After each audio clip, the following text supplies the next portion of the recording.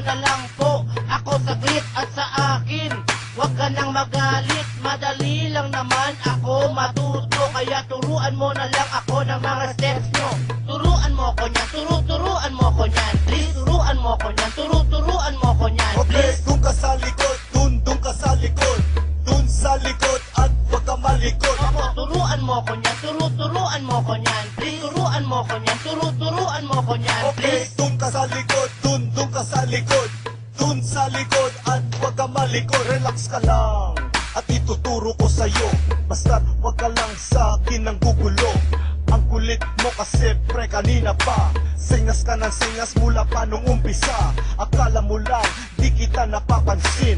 Di mo lang alam gusto na kitang batuhin.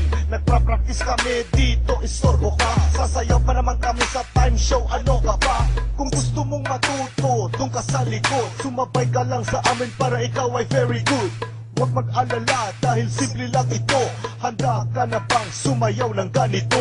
Turuan mo ko niyan, turuan mo ko niyan. Please, turuan mo ko niyan, turuan mo ko niyan. Okay, Please. dun ka sa likod, dun ka sa likod. Dun sa likod at huwag ka malikot. Opo, turuan mo ko niyan, turuan mo ko niyan. Please, turuan mo ko niyan, turuan mo ko niyan. Okay, Please. dun ka sa likod, dun ka sa likod. Dun sa likod at huwag ka malikot. Ay pare, oy! Ano?